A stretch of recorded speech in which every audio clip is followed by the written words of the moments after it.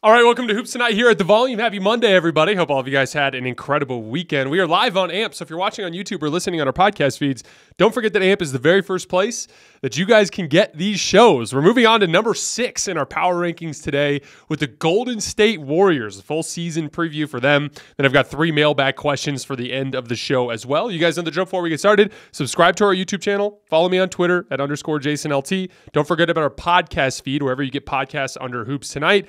And I need more mailbag questions, so keep dropping those in the YouTube comments so we can keep hitting them at the end of these shows throughout the season. All right, let's talk some basketball. So quick offseason recap on the Golden State Warriors. They lost Patrick Baldwin Jr., PBJ, Dante DiVincenzo, JaMychal Green, Andre Iguodala for now. Who knows if he'll return at some point during the season. Ty Jerome, Anthony Lamb, Jordan Poole, and Ryan Rollins. They added Usman Garuba. He's an undersized big. He was a good rebounder off the bench for the Rockets last year. He had in his career, he's 12 rebounds per 36 minutes. He can shoot a little bit too. He was 24 for 59 on jump shots last year. That's 61% effective field goal percentage when weighted for threes. And he converted spot-up possessions at 1.17 points per possession. The biggest question offensively is if you're going to be a big in the Golden State system, got to be able to make reads out of the short roll. So that's going to be a thing he's going to have to figure out. He only shot 56% at the rim last year, which is not good for a big man. And he'll have to be able to make the reads. So we'll see in the long run.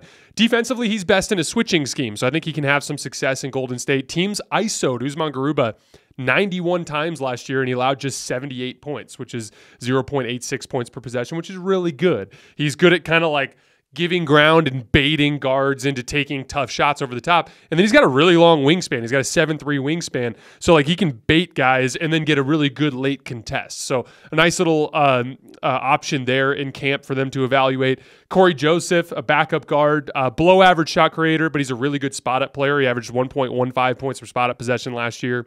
Rodney McGruder, an athletic guard, good point of attack defender. I think that's kind of the angle they were going there with him. Somewhat limited off the dribble, but he did shoot well last year. 60% effective field goal percentage on jump shots last year with the Pistons. So Rodney McGruder will be an interesting guy for them to evaluate in camp as well. Dario Saric, very good stretch big. Was watching him a lot with the Thunder last year. 57% effective field goal percentage on catch and shoot jump shots. He can pick and pop and short roll really well, so he's a really natural fit in the Warriors offense. And once again, like with most of these guys, it's just going to be a question of whether or not he can hold up defensively. And I think he's perfectly fine as a bench big / forward option for the Warriors.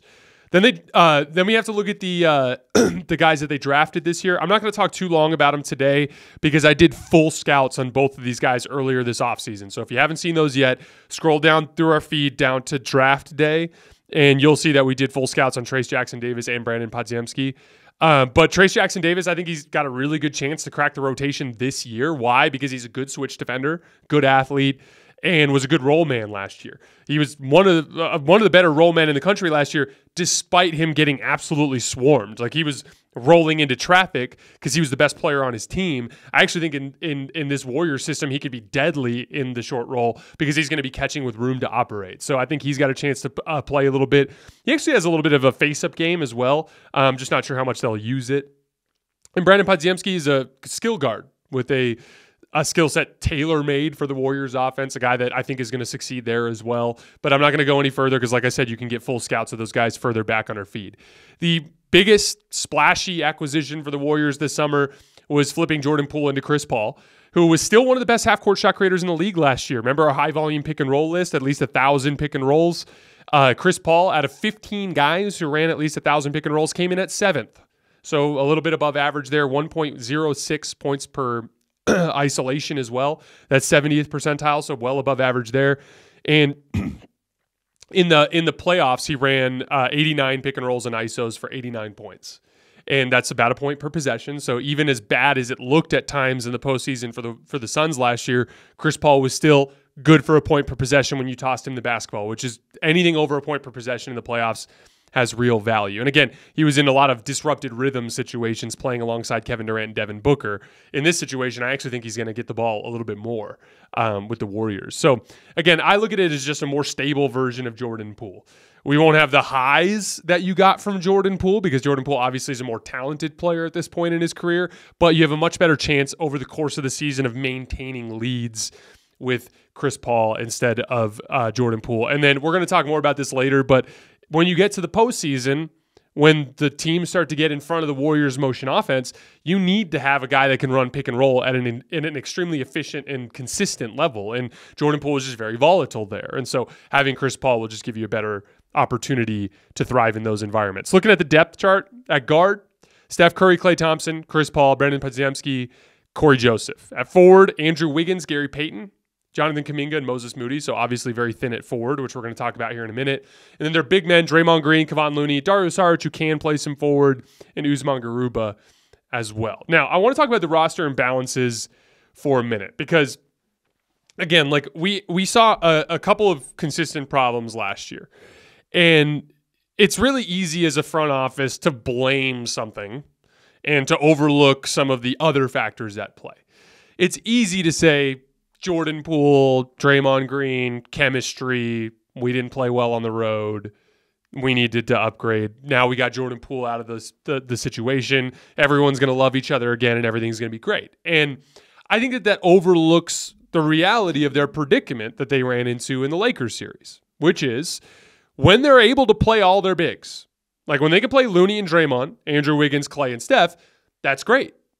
And that works really well. And that lineup will definitely be fine in the regular season, and they can beat a lot of specific teams in the postseason. But when they ran into a team with real, legitimate rim protection, in this case, the Los Angeles Lakers, and they couldn't play both bigs at the same time, suddenly they had a really hard time figuring out that fifth guy, right? Oh, let's try Dante DiVincenzo. Okay, we're too small. Let's try JaMychal Green. Okay, we're too slow. Let's try Gary Payton II. Oh, okay, he's missing his corner threes and he's making good plays, but they couldn't get enough consistent production out of that second forward spot, or call it the fifth starter, whatever you want to call it. But when Steph and Klay and Andrew Wiggins and Draymond Green were out there, or when Kevon Looney was out there, they were just always one perimeter player short of the type of, consistent starter caliber production they needed out of that specific position. And the size issues were legitimate. Like against the Lakers, I was rewatching Game 6 and the other day, and 14 of the first 15 Laker points in that game were straight up ISOs and post-ups of smaller defenders. And like that problem's not going away. And you'd see D'Angelo Russell taking Steph to task. I mean, D'Angelo Russell even was attacking Gary Payton and drawing fouls. LeBron James just bullying Andrew Wiggins. And like the Andrew Wiggins on LeBron, you kind of have to live with, right? Draymond on Anthony Davis, like Anthony Davis had a driving foul on Draymond. That you're going to have to live with to a certain extent. But you've got to limit some of the other parts in the roster where you're giving up size as well. Again, like it's a down the roster thing. And it's not just the Lakers. You're going to run into that problem with a team like the Nuggets as well, right? The interesting thing with the way the league has changed is you have different types of teams that you have to go through now. Like, I think there are, I said this before, like there are 6 teams at the top of the league, in my opinion. The Warriors, Lakers, Suns, Celtics, Bucks, and Nuggets, right? In no particular order. And in that specific situation, you've got, let's just take the Warriors out for a second. Let's look at these other 5. You have 5 completely different types of teams. Like I've got the Lakers and Nuggets, which are just pulverize you inside type of massive front lines, right? And then I've got teams like the Celtics and the Suns that are like stretch you out with multiple perimeter threats, right? And then the Bucks are kind of a little bit of both now with Dame and with Giannis, right? But they're all very different. And so you do need to have the ability to play multiple ways. And right now, like there's just a lot hanging on the young guys in particular. There's a lot hanging on, can Moses Moody or Jonathan Kuminga become a rotational level option on the perimeter? Because I know they can go with the 2 big lineup against a team like Denver or a team like Milwaukee, but I don't think they can do it against, and Milwaukee might even be a stretch with their rim protection. So like they might be able to do it against like Boston and Denver, but they may not be able to do it against teams like Milwaukee and Los Angeles, right? So like you got to have both punches now. You've got to be able to play Draymond or Kevon Looney at the 5 and have 4 legitimate starter caliber perimeter players. And then you need to be able to play the big lineup against different types of matchups, right? The question is, can you play Chris Paul in those lineups? I don't know. Can you run Chris Paul, Steph Curry, Klay Thompson, Andrew Wiggins, and Draymond Green? Maybe. We don't know. But chances are, NBA history tells us you're really small there. You're undersized in your backcourt with two small guards, and then you're asking Draymond Green to hold down the center position, right? Which, again, he's been capable of doing that his whole career, but that's easier to do when it's, that's easier to do when it's, Kevin Durant and Andre Iguodala next to him, is my point. You put a lot of pressure on the rest of your lineup when you're small elsewhere, right? And so, again, that's going to be the big balancing act for this particular season from the standpoint of roster imbalance. Do you trust Moses Moody and Jonathan Kuminga to become that reliable fifth guy in your smaller lineups? I don't know. And here's what NBA history tells us. Young players typically don't play well consistently in the playoffs.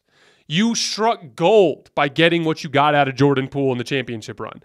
What happened to him in last year's playoffs is way more consistent with what happens with young scoring guards in the NBA playoffs. I'm not trying to discount it. It's not luck. Jordan Poole played great, but it was highly unusual. And what happened last year is much more consistent with what you'd expect. Now, Moses Moody just turned 21 years old. Jonathan Kuminga turns 21 in December, I think. So that's really young. Just look at the NBA Finals this year. There was one rotation player, significant rotation player for both teams, who was below the age of 25. That played at least 100 minutes in the series. It was Michael Porter Jr., who was the one guy who didn't play well for the Nuggets in that series. It was Michael Porter Jr. Time and time again throughout NBA history, when you're counting on super young players to succeed in the late rounds of the NBA playoffs, they typically don't. And so, again, maybe it works out. Moses Moody had some moments. We'll talk about it in a little bit, but he shot the shit out of the basketball this year in the playoffs. And he had some moments where he was impactful defensively, but he also struggled with foul trouble and was a little inconsistent with his decision-making, right? Jonathan Kuminga was useless in this year's playoff run. So, maybe that works out, but I think they need to be prepared for the possibility that they might have to upgrade their firepower with a reliable forward, preferably one that can slot either between Wiggins and Klay or between Wiggins and Draymond. So one with a little bit of size and athleticism, kind of like what Otto Porter Jr. was in the championship team year, right? Don't underestimate how important guys like Nemanja Bjelica and Otto Porter were. Maybe Dario Saric brings that Nemanja Bjelica type of punch, but who's going to bring that Otto Porter legit spacing threat that can play his role on the defensive end and not hurt you in those lineups? Who's going to be that guy? And you have to accept the reality of your urgency as well, because Steph Curry is a transcendently great star. And NBA history tells us you don't win unless you have a transcendently great star. Last year, Jokic. The year before, Steph. The year before, Giannis. The year before, LeBron. The year before, Kawhi. The year before, KD and Steph. KD and Steph. LeBron, Steph. You get the point. You don't win championships unless you have a transcendently great star. Steph is a transcendently great star. He might only have 2 or 3 years left playing at that superstar level. There is urgency here. Jonathan Kuminga, by the time Steph declines, won't even be 25 yet. He may not be a legit, reliable two-way playoff player for a half decade. We're back with another week of football, and DraftKings Sportsbook is keeping us in on the NFL action with great offers every single game day. New customers can bet $5 and get $200 instantly in bonus bets. Throw $5 down on any of this week's epic matchups and walk away an instant winner. And DraftKings isn't stopping there. All customers can take advantage of 2 new offers every single game day this September. Football's more fun when you're in on the action. So download the app now and sign up with code HOOPS. New customers can bet just $5 to get $200 instantly in bonus bets. Only on the DraftKings Sportsbook app, an official sports betting partner of the NFL, with code HOOPS. That's HOOPS. The crown is yours. And so, I do think that, and again, I know it sucks. It's season preview. Let's pitch trades. And I think they should try to start the season. I think it's a deadline type of deal. Like, give Moody and Kuminga a ton of reps and see if by February they can figure it out. But you might have to consider pitching in some of these assets to try to give yourself a real veteran presence at the forward position that gives you a chance to hang. Because let's be 100% clear. The Warriors are in that same tier, in my opinion. But who's going to be favored in a Warriors-Lakers series that starts tomorrow? Sorry, guys, it's the Lakers. Who's going to be favored in a Warriors-Suns series tomorrow? Probably the Suns. Who's going to be favored in a Warriors-Nuggets series tomorrow? Probably the Nuggets. Who's going to be favored in a Warriors-Celtics and a Warriors-Bucks series? It's going to be the Celtics or the Bucks.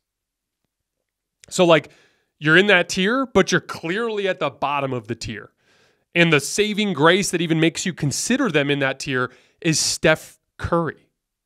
And you need to give him the firepower that he needs to compete with these groups, especially when all of them massively upgraded. Like, Chris Paul is a very high-risk, high-reward type of move. Like, there's a version of this that works extremely well, and we're going to break it down. We're going to get into all the basketball here in just a minute. I'm talking big picture right now. But, like, there's a version of this that works really well, but there's also a version of this where he's really old and he gets hurt. There's a version of this where he declines too much defensively. There's a version of this where it's a bad fit. The Warriors run by far the most off-screen action of any team in the NBA. Chris Paul ran 2 off-screen plays last year. So, like, there's a lot of volatility in this particular type of move. So, again, like, it'll be interesting to see what kind of player they go after. But these kinds of forwards do become available. We saw last year Rui Hachimura and Jared Vanderbilt, and the Lakers struck gold and got them both. The year before that, it was Ben Simmons and Torrey Craig and Trey Lyles. The year before that, it was Aaron Gordon. There's going to be some player that comes available, and they need to keep themselves in the mix and ready to pounce on that sort of thing if it arises. And again, depending on Moody and Kuminga's development, it wouldn't be completely unprecedented for a young player to succeed. It just is unlikely. But it's not completely unprecedented, and it can happen. And like I said, Moody feels the closest to me. Kuminga obviously has a higher ceiling, but Moody feels the closest to me, and we'll see what happens in the long run. A couple of guys to keep an eye on. OG Anunoby, although at this point I'm half convinced the Raptors will never trade him. Jeremy Grant, now he would need to buy into a role, and right now he's only interested in scoring, and that's to his own detriment.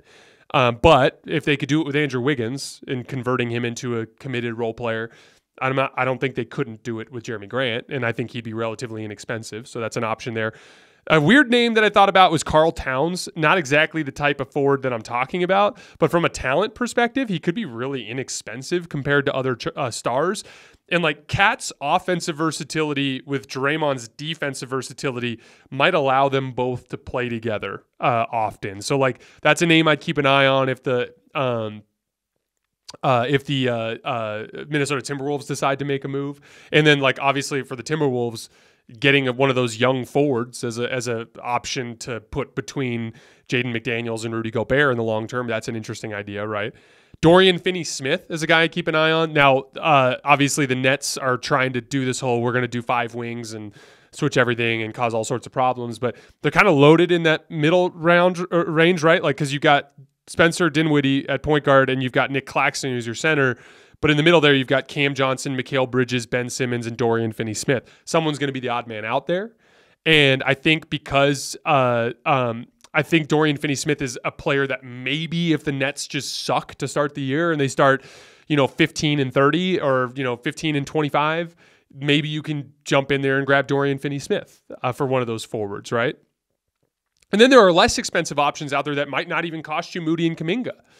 Like, what if CP3 gets hurt and you call the Hornets and you ask for Gordon Hayward, right? Or what if you call the Pistons and ask for Bojan Bogdanovic? Like, there are some options that they could go to there that are really inexpensive as well, that wouldn't be as risky. But I think it's something they're going to have to keep an eye on because, again, we know how good the Warriors' core lineup is. And if they start Looney and Draymond and they keep Chris Paul coming off the bench and that lineup kicks everyone's ass, it's going to be easy to lull yourself into sleep and thinking like we're good. But like we know that lineup literally can't play against the Lakers and probably can't play against the Bucks and might not be able to play against some other teams. So like it's just something to keep an eye on over the course of the season. All right, let's move over to the offensive end of the floor for a little bit. So obviously we know everything we need to know about Golden State's offense. I've covered this team very closely over the last couple of years. You Warriors fans know this already from your time being fans of the team. I saw it the other day. Since Damian Lillard and Draymond Green got drafted the same year in 2012, now Draymond, Klay, and Steph are the 3 longest tenured players in the league with the same team. So like they've been doing this forever, for lack of a better term, right? They're the most organized offense in the league. They run more sets and actions than any team in the league. They run less pick and roll than they were literally 30th in pick and roll frequency this year. We know their structure. Most of their sets are 5 out, right? And usually involve an off-ball screen flowing into a dribble handoff, flowing into occasionally a pick and roll. It's a lot of structured two-man game, meaning like they don't just dribble the ball up the floor and call for a ball screen.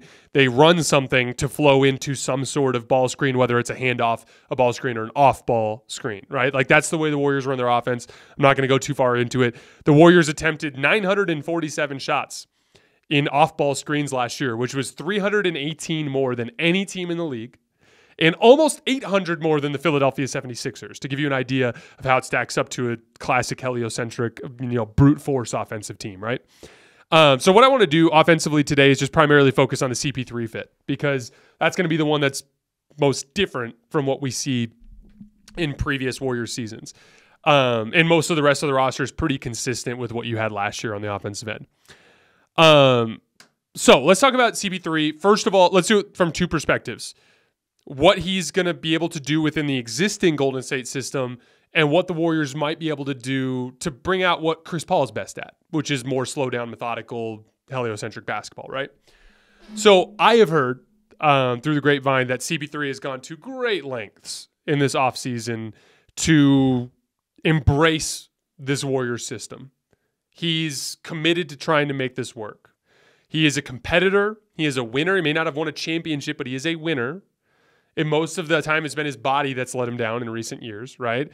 Like, he's doing his part to try to figure out how to play with the Warriors. And I think that's great. Because I do think, even though he hasn't done those things in the past, I think he has all the necessary skills to be able to do so. So, for instance, we talked about it. Chris Paul last year logged 3 total off-screen possessions, and one of them I don't even think counts. We'll go through them real quick. He scored on all 3 of them, by the way. Against Oklahoma City in February, he came off of a double-wide pin down at the left corner. So 2 guys went to set a screen. Chris Paul came off. Lou Dort was guarding him, tried to cheat the screen and meet him on the other side. Chris Paul came off clean, caught right around the wing extended, right around the slot, and took 1 dribble into the elbow and knocked down an easy, like, little 18-foot jump shot. And then, secondly, it was a little bit earlier in February the same year, a baseline out-of-bounds play against the Hawks. And he kind of started up at the top of the key, and he came off of a screen towards the baseline and rose up off the catch and knocked down a shot. And then the third one was out of a horn set where he had Aaron Gordon on him, and Aaron Gordon was over-pressuring him. It was in the Christmas Day game, and Chris Paul just did a rip-through move and was able to get to the foul line. But that doesn't really count. That's not really an off-screen play. So twice all year did Chris Paul run a play coming off of a screen. And he's going to have to do that a lot more with the Warriors. But let's simplify it. From a skill standpoint, what does it take to do that? You need to be able to rise and fire, which Chris Paul has the ability to do. And then you need to be able to read a lock and trail and know that you're going downhill. And when you go downhill, you need to be able to make reads, because Golden State's going to invert their spacing, and there's going to be a lot of space going down towards the rim, and there's going to have to be somebody that steps over to help, and you have to be able to make reads. Chris Paul's going to be able to do that. There's no reason why he shouldn't be able to do that.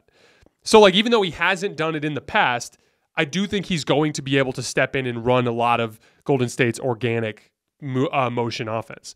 The biggest question is going to be how quickly will he pick it up? I think there will be some growing pains. I think there will be some times early in the season where it doesn't flow as easy. And, like, here's the thing. Like, Chris Paul's a little bit of a ball stopper. Like, he's not a person who plays with tempo in the half court. He likes to take his time to interpret the defense. And Steph and Klay just couldn't be any further from that. Like, Steph and Klay are guys that, like, when one of their role players catches and holds the ball for more than a second, they get pissed off about it, right? So there's going to be some growing pains early on, but I do think Chris is a smart player, and I think he's going to figure it out pretty quickly.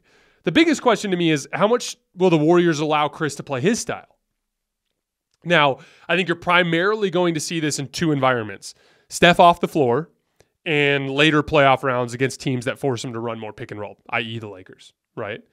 But like this is the classic Chris Paul offense. This is the shooter in the left corner, shooter in the right corner, ball screener, and shooter in the right wing, right? That's and just all the space in the world to operate. Basically everything that Chris Paul has been doing for years with the Suns. Now, similarly to what they did with the Suns, they ran a ton of Spain pick and roll, right, with Devin Booker. So as Ayton's rolling, you have Booker either setting a back screen for Ayton or Ayton's down screening for Booker as he's flashing up high. It's like a three-man game, basically, right?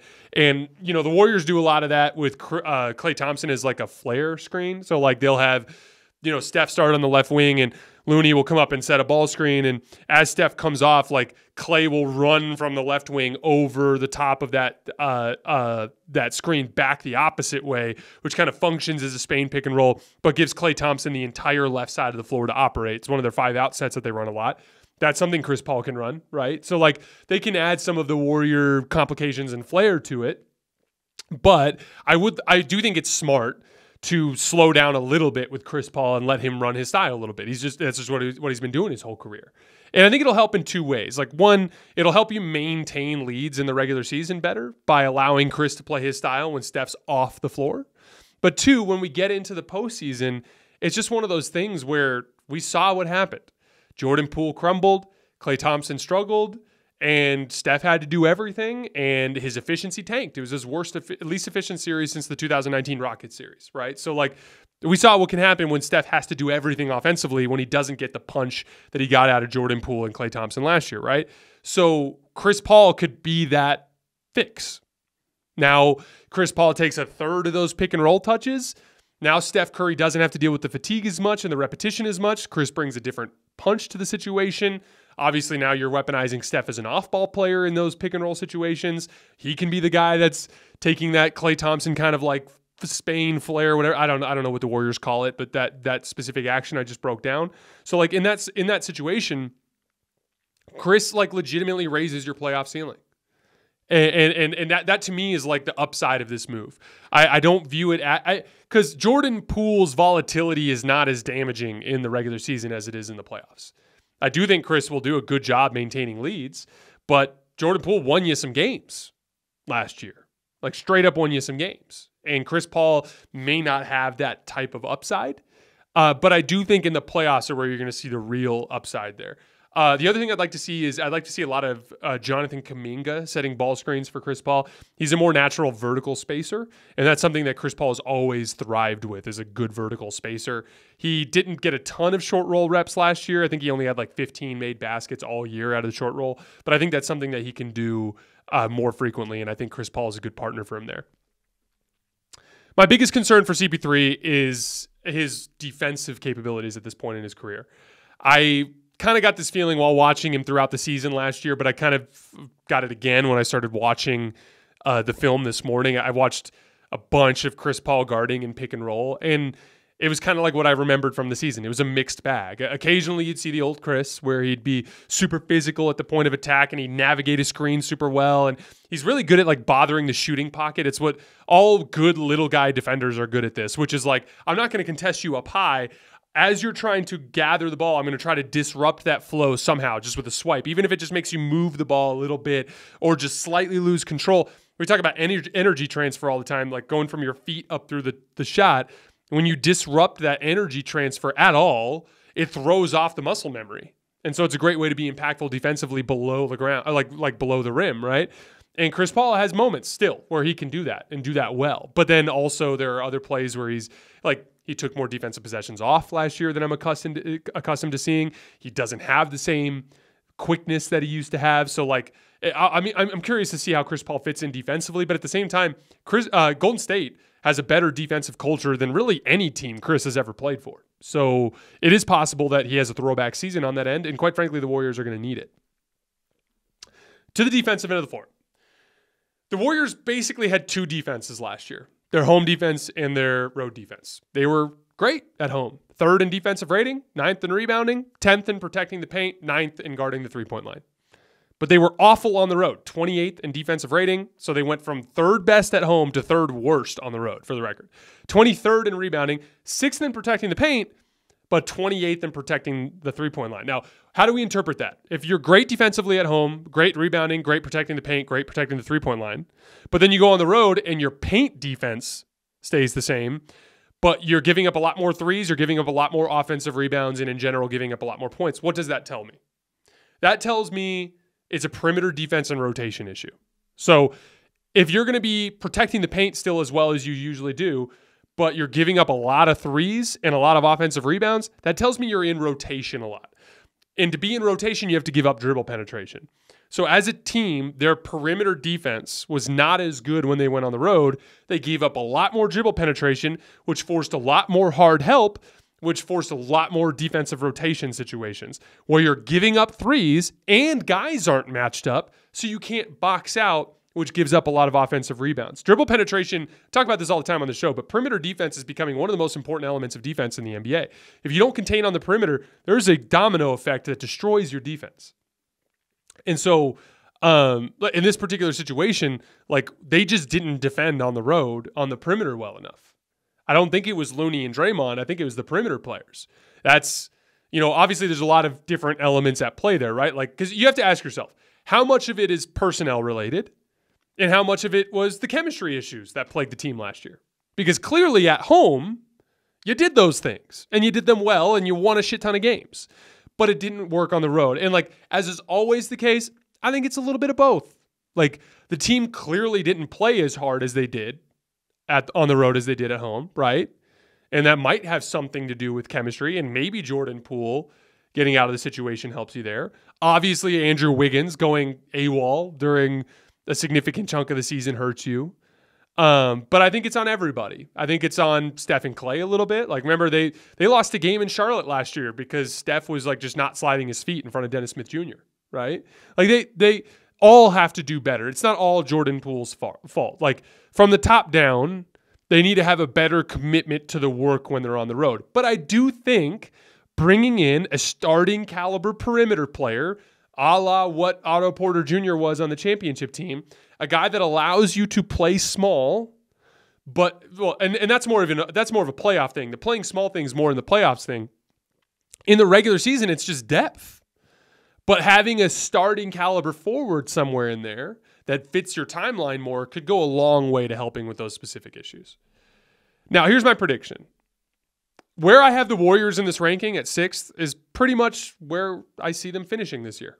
Like, if they stand pat and Moses Moody and Jonathan Kuminga do what most 21-year-old basketball players do, which is get like a little bit better and not quite ready to play in the playoffs, I think they have a puncher's chance to beat any of those 5. Like I went over the odds earlier, but like, yeah, the Lakers would be favored over the Warriors, but obviously the Warriors can beat the Lakers.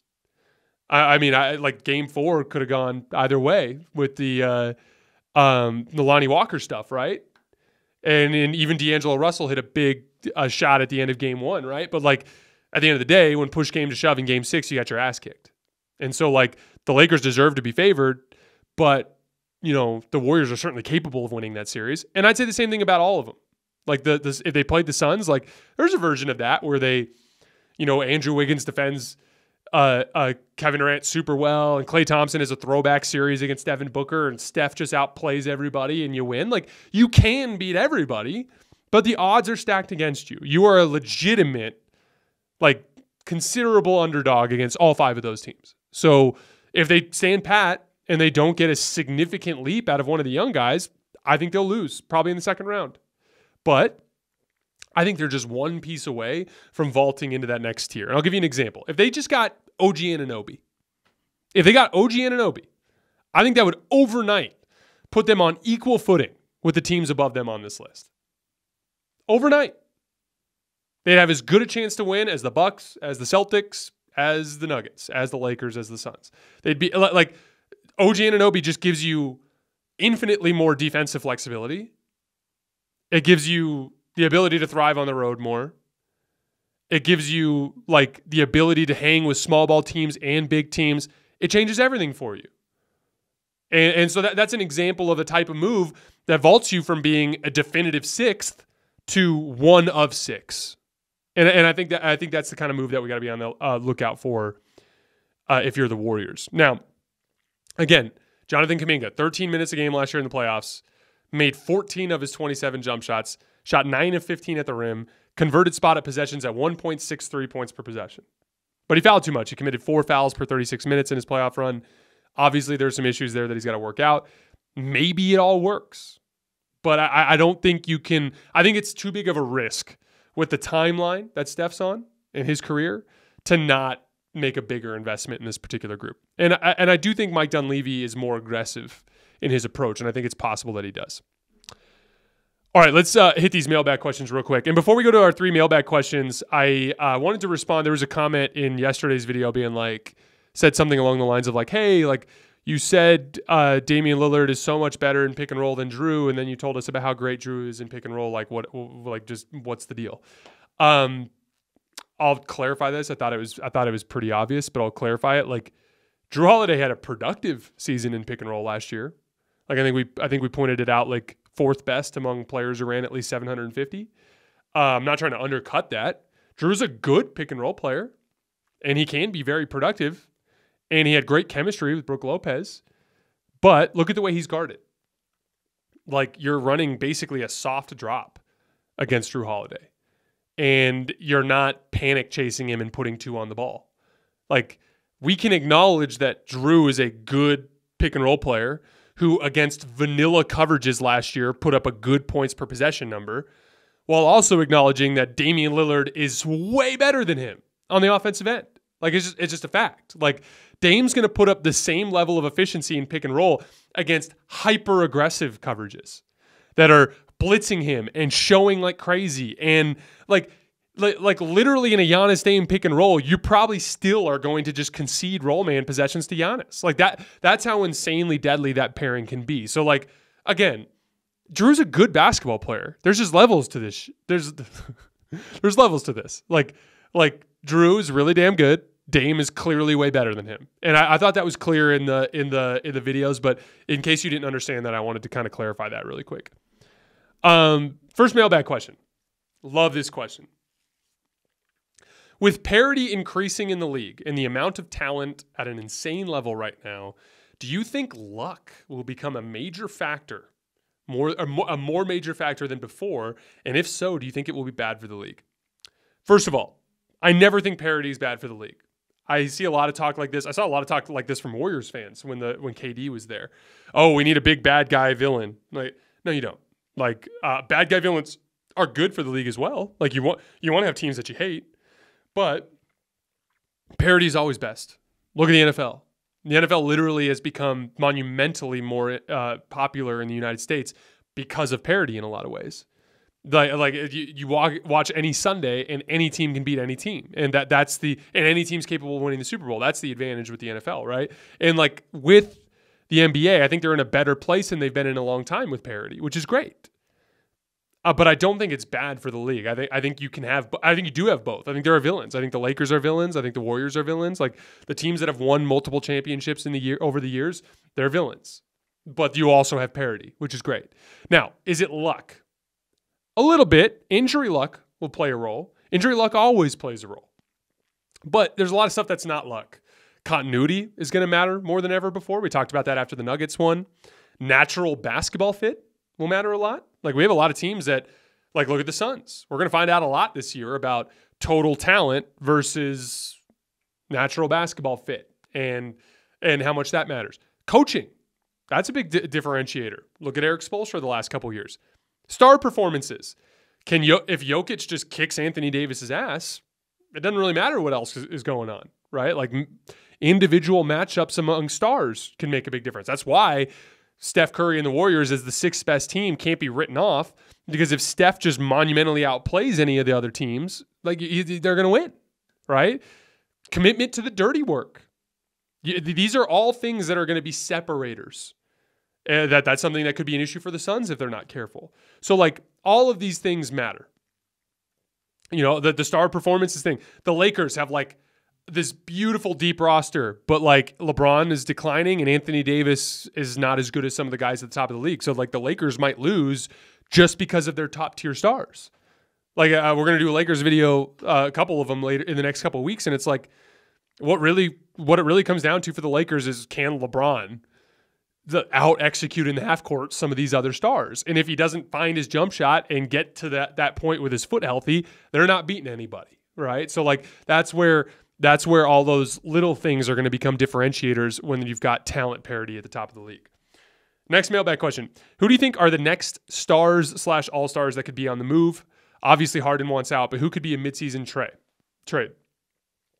Trae Young is one of the names I put down. Joel Embiid is a guy I'd watch out for with the situation in Philly. And then Karl Anthony Towns is another guy that I could see getting moved this year. All right, lastly, this offseason, Boston has, in essence, switched up its guard core by replacing Smart with Jrue Holiday. Defensively, how do the two compare, and how much of an upgrade is Jrue over Smart? Now, from the standpoint of archetype, I think Jrue and Marcus Smart are like incredibly similar basketball players. Like they're both a little over aggressive sometimes where you're like, I wish he wouldn't have taken that shot. They're both like kind of versatile guards in the sense that they can play in the post, right? Defensively, they're both elite point of attack defenders that have the flexibility to play in switching schemes because they can guard up. So they're very similar. Drew's just a better version of Marcus, in my opinion, at all of those things. I think he's just a little bit better than Marcus at everything. And I think that makes him an upgrade. And so it kind of worked out beautifully for the Celtics because you needed Smart's contract to get Porzingis, and then you ended up using Robert Williams, who was another big that you got, to bring back Jrue Holiday. And so now again, Malcolm Brogdon, good player. I like Malcolm. He's going to help somebody this year. But I didn't see him as like that big of a needle mover for Boston, especially since Derek White just kind of ended up being better than him in a lot of ways, especially on the defensive end. So like I tend to look at it as like really the only major sacrifice is a couple things. Robert Williams, losing him hurts your center depth. That's going to be an issue. We'll talk about that in the Celtics video. Grant Williams obviously didn't need him much last year, but against teams like the Bucks, he could be serious value because he can guard Giannis a little bit, right? Against a team like the Nuggets, he could be the foundation for your guard Jokic with a forward and help from behind scheme that everybody likes to use, right? So like, I do think that they've cost themselves a little bit of front court depth and versatility, but bottom line is they brought in a better version of Marcus Smart. And if Porzingis can stay healthy, he's a better big than the bigs you were playing last year. So again, as long as you have the health luck that you're going to need, I think Boston is actually significantly better today than they were last year. All right, guys, that is all I have for today. As always, I sincerely appreciate your support. Tomorrow, we're probably going to do, because we got like 3.5 weeks before we get to the season. So our last 5 season preview videos, we're still going to do them. They're just going to be a little more spaced out. So like tomorrow, I'm probably going to do a media day reaction, just to all of the interesting quotes and stuff I saw at media day. And then we'll probably do number 5 on Wednesday. And then we might do on Thursday a preseason reaction to the Abu Dhabi games. And then we might do number 4 on Friday. Right. So like they're going to be a little more spaced out over the course of the next couple of weeks, but hopefully by the end of the next week, we'll be through our season previews, and then we'll just be covering preseason games at that point. And then I think exactly 3 weeks from Thursday, I believe, is the season opener. So right around the corner, we're getting to NBA basketball. All right, guys, I appreciate you, and I will see you tomorrow.